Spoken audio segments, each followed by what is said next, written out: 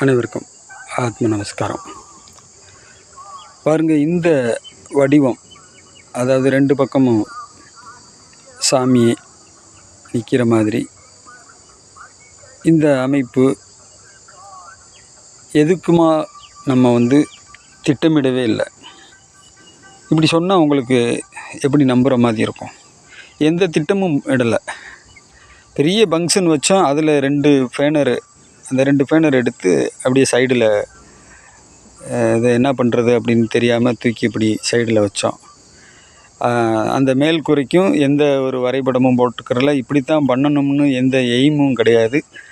அது இயற்கையில் என்ன நடக்கணுமோ அது யார் மனதில் எப்படி தோணி எதை எப்படி வடிவமைக்கிறாங்களோ வடிவமைக்கட்டும்ன்ற மாதிரி தான் விட்டுட்டோம்.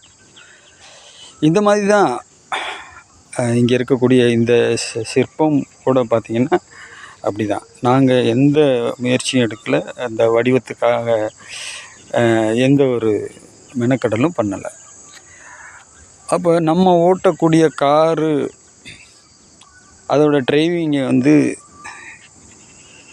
தானாக நடக்குதுன்னா இதை விட வேறு என்ன சந்தோஷம்? இது லைஃப் முழுவதும் நடக்கும்.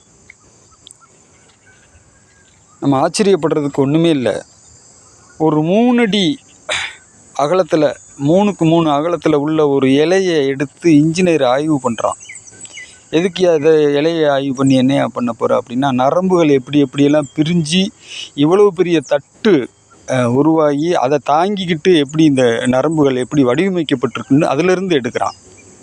அப்போ நீங்கள் சிந்திச்சு பாருங்கள், இவ்வளோ பெரிய பிரபஞ்சத்தை எப்படி வடிவமைச்சு அதை எப்படி ரோலிங் பண்ணிக்கிட்டு இருக்கு. இதுக்குள்ளே உட்காந்துக்கிட்டு ட்ரெயின்லையோ கப்பல்லையோ தலையில் செமையை தூக்கி வச்சுக்கிட்டு போகிற அந்த காமெடியன் தான் நம்ம எல்லாரும்.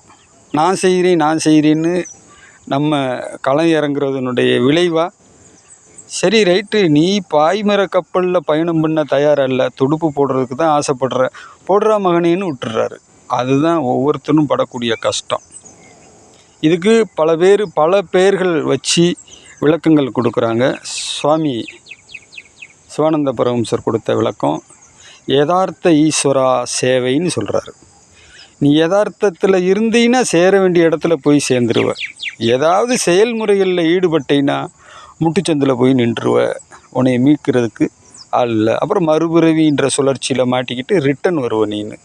இதை நம்ம ஒவ்வொருத்தரும் புரிஞ்சுக்கிட்டு இயற்கையோட கையில் லைஃப்பை ஒப்படைக்கிற அந்த துணிவு உங்களுக்கு வரணும் அப்படின்னா ஒரு குருவை பிடிங்க.